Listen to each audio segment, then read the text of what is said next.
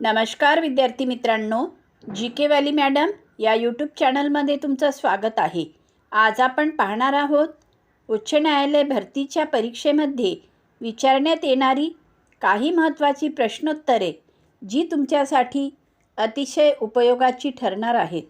मित्रांनो, जर तुम्ही चॅनलवर नवीन आला असाल तर चॅनलला सबस्क्राईब करून घ्याल। चला तर मग वेळ वाया न घालवता आपण आपल्या प्रश्नाकडे वळूया।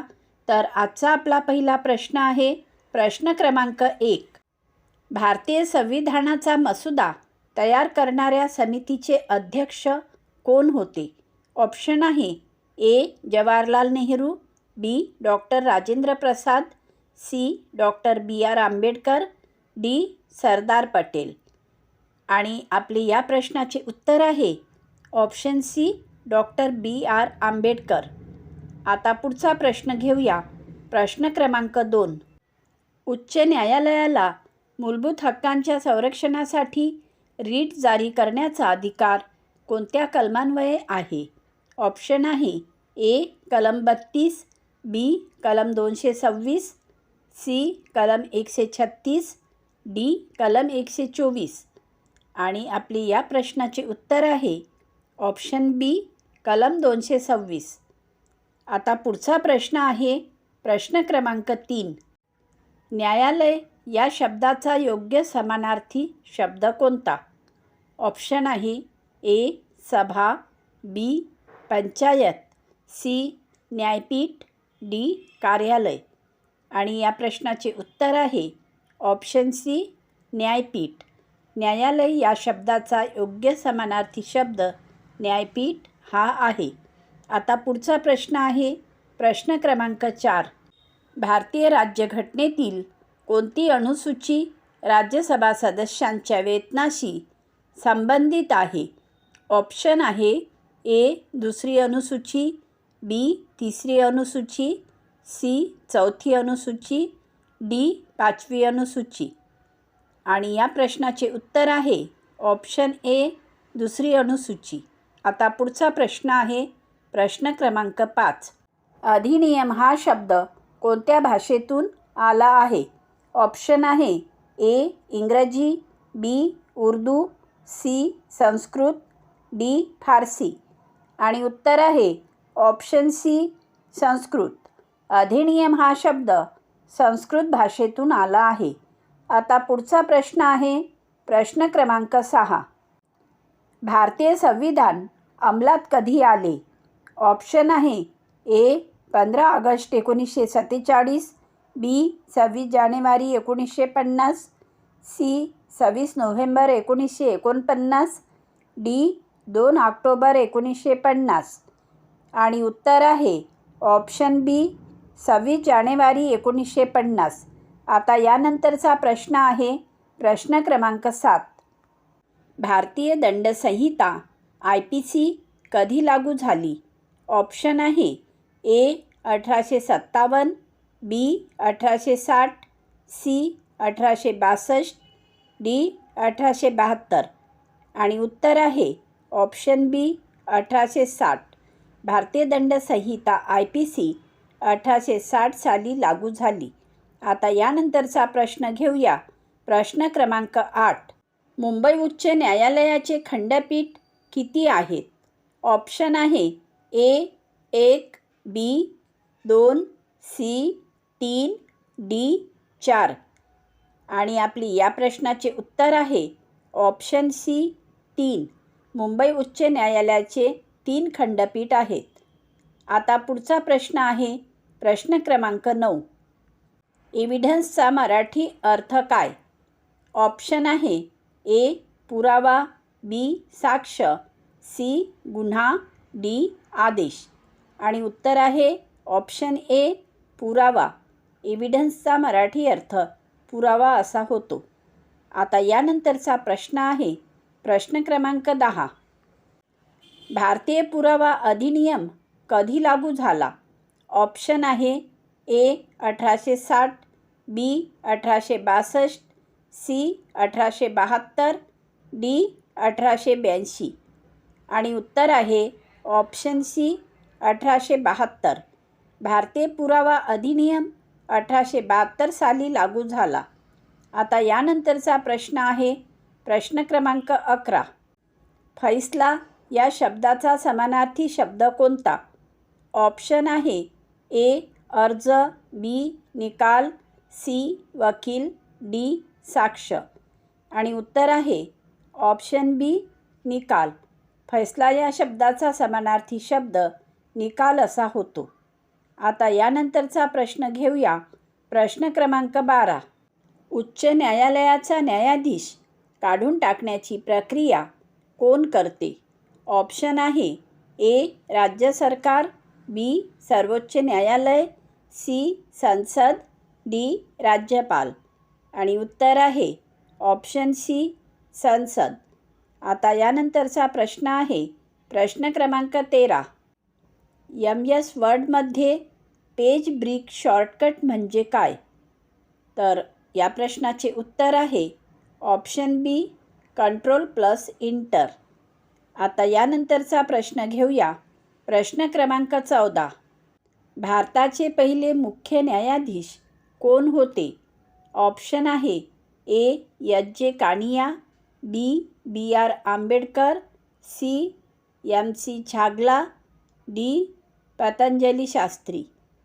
आणि उत्तर आहे ऑप्शन ए. J. कानिया. आता यानंतरचा पुढील प्रश्न आहे प्रश्न क्रमांक 15. कंटेम्प्ट ऑफ कोर्ट म्हणजे काय? तर ऑप्शन दिलेले आहेत. ए. कोर्टाची मदत, बी. कोर्टाचा अवमान, सी. कोर्टाचा आदेश, डी. कोर्टाची अपील. उत्तर आहे ऑप्शन बी. कोर्टाचा अवमान. कंटेम्प्ट ऑफ कोर्ट म्हणजे कोर्टाचा अवमान. आता यानंतरचा प्रश्न आहे प्रश्न क्रमांक 16. RAM कशासाठी वापरली जाते? ऑप्शन आहे A. Permanent storage, B. Temporary storage, C. Input, D. Output. आणि उत्तर आहे ऑप्शन बी. Temporary storage. आता पुढचा प्रश्न आहे प्रश्न क्रमांक 17. भारतीय न्यायालयीन प्रणालीचा प्रमुख कोण आहे? ऑप्शन आहे ए. राष्ट्रपती, बी. पंतप्रधान, C. Chief justice of India, D. गृहमंत्री.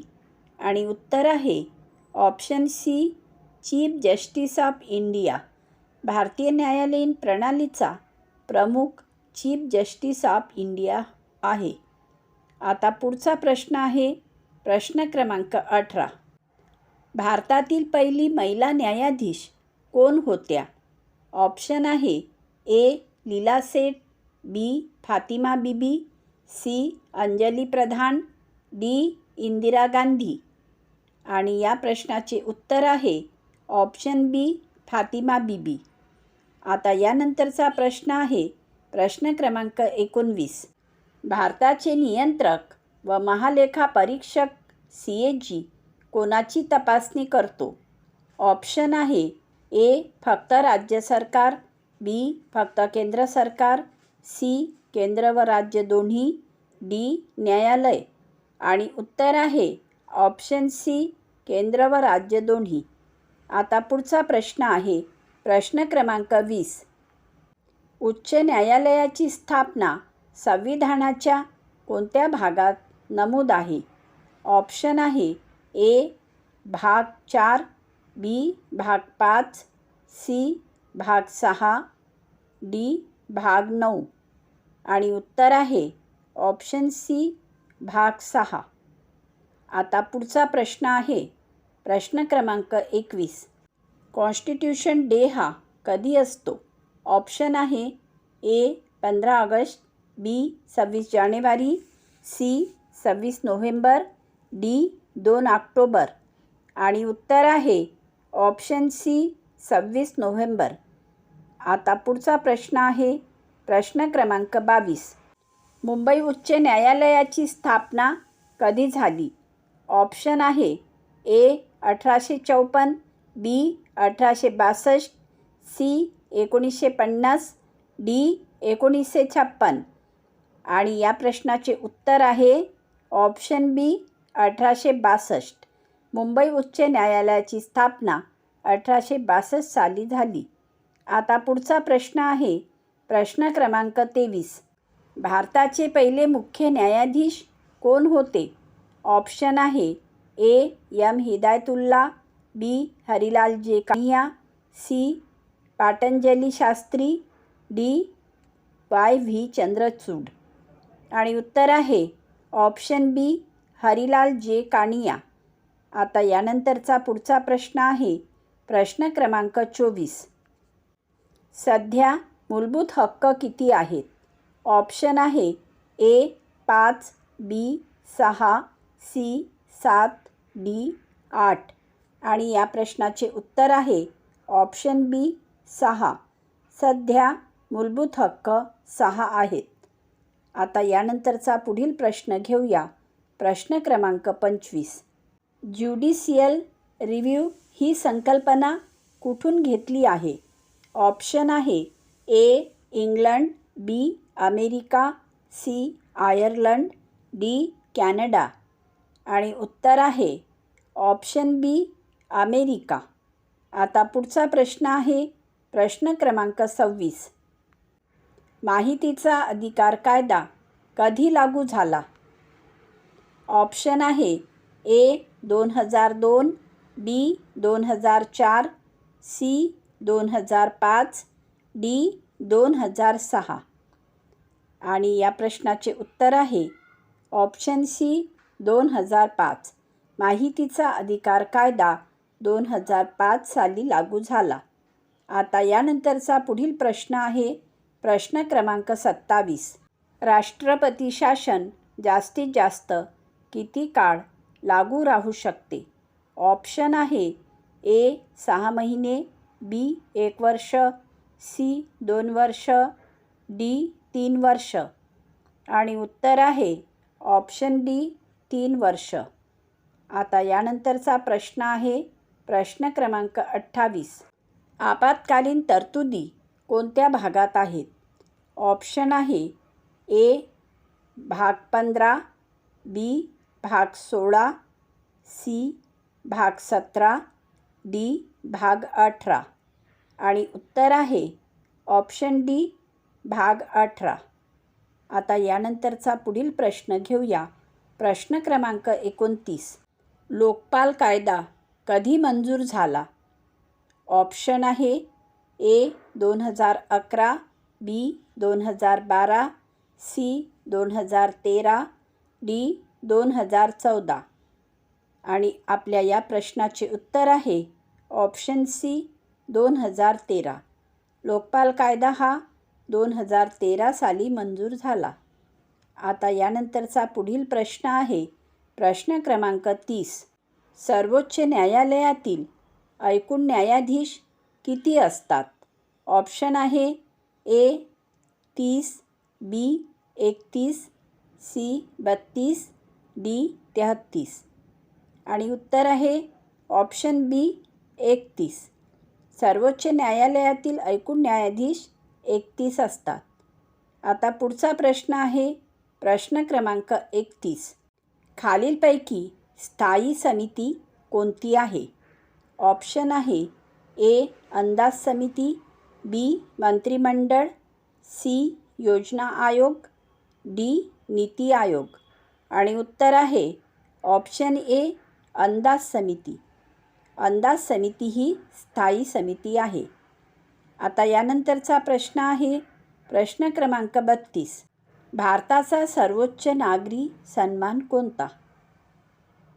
तर ऑप्शन आहे ए. पद्मश्री, बी. पद्मभूषण, सी. भारतरत्न, डी. पद्मविभूषण.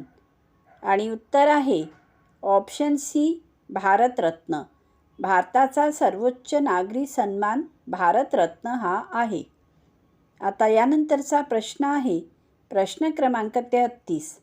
भारतात पहिले उच्च न्यायालय कुठे आहे? ऑप्शन आहे ए. मुंबई, बी. कलकत्ता, सी. मद्रास, डी. दिल्ली. आणि उत्तर आहे ऑप्शन बी. कलकत्ता. भारतात पहिले उच्च न्यायालय कलकत्ता इथे आहे. आता यानंतरचा प्रश्न आहे प्रश्न क्रमांक 34. 0 आवर कोणत्या सभागृहाशी संबंधित आहे? ऑप्शन आहे ए. विधानसभा, बी. राज्यसभा, सी. लोकसभा, डी. सर्वोच्च न्यायालय. आणि उत्तर आहे ऑप्शन सी. लोकसभा. 0 आवर लोकसभा या सभागृहाशी संबंधित आहे. आता यानंतरचा प्रश्न आहे प्रश्न क्रमांक 35. भारतात पहिली जनगणना कधी झाली? ऑप्शन आहे ए. 1871, बी. 1881, सी. 1891, डी. 1901. आणि या प्रश्नाचे उत्तर आहे ऑप्शन बी. 1881. भारतात पहिली जनगणना ही 1881 साली झाली. भारतात पहिली जनगणना ही 1872मध्ये लॉर्ड मेयो यांच्या काळात झाली. पण पहिली संपूर्ण आणि समकालीन जनगणना 1881मध्ये लॉर्ड रिपन यांच्या नेतृत्वाखाली झाली. त्यानंतर दर 10 वर्षांनी जनगणना होते. आणि स्वातंत्र्यानंतरची पहिली जनगणना ही 1951मध्ये झाली. आता पुढचा प्रश्न आहे प्रश्न क्रमांक 36. 1975मधील घटना कोणती? ऑप्शन आहे ए. आर्थिक सुधारणा, बी. आणीबाणी, सी. हरित क्रांती, डी. पंचायत राज. आणि या प्रश्नाचे उत्तर आहे ऑप्शन बी. आणीबाणी. 1975मधील घटना आणीबाणी ही आहे. 1975मधील सर्वात प्रमुख घटना 25 जून 1975 रोजी तत्कालीन पंतप्रधान इंदिरा गांधी यांनी लागू केलेली आणीबाणी ही घटना आहे. आणि ही आणीबाणी 21 महिने चालली. आता पुढचा प्रश्न आहे प्रश्न क्रमांक 37. ALU म्हणजे काय? ऑप्शन आहे A. Arithmetic logic unit, B. Automatic logic unit, C. Advance logic unit, D. Arithmetic load unit. आणि उत्तर आहे option A. Arithmetic logic unit. आता यानंतरचा प्रश्न आहे प्रश्न क्रमांक 38. ब्ल्यू रिव्हॉल्यूशन कशाशी संबंधित आहे? ऑप्शन आहे ए. दुग्ध व्यवसाय, बी. मत्स्य व्यवसाय, सी. कापूस, डी. धान्य. आणि उत्तर आहे ऑप्शन बी. मत्स्य व्यवसाय. ब्ल्यू रिव्हॉल्यूशन मत्स्य व्यवसायाशी संबंधित आहे. आता यानंतरचा प्रश्न आहे प्रश्न क्रमांक 39. नॅशनल ग्रीन ट्रिब्युनल कधी स्थापन झाले? ऑप्शन आहे ए. 2008, बी. 2010, सी. 2012, डी. 2014. आणि आपल्या या प्रश्नाचे उत्तर आहे ऑप्शन बी. 2010. नॅशनल ग्रीन ट्रिब्युनल 2010 साली स्थापन झाले. आता यानंतरचा पुढचा आणि शेवटचा प्रश्न आहे प्रश्न क्रमांक 40. लोक अदालत कोणत्या कायद्यात येते? ऑप्शन आहे A. CPC, B. CRPC, C. Legal services authorities act, D. Evidence act. आणि उत्तर आहे option C. Legal services authorities act. मित्रांनो, जर तुम्हाला आमचा हा व्हिडिओ आवडला असेल तर व्हिडिओला लाईक करा, चॅनलला सबस्क्राईब करा, व्हिडिओला शेअर करा आणि बेल आयकॉन प्रेस करायला विसरू नका, जेणेकरून तुमच्यापर्यंत आमचे असेच अभ्यासाचे नवनवीन व्हिडिओ पोहोचत राहतील.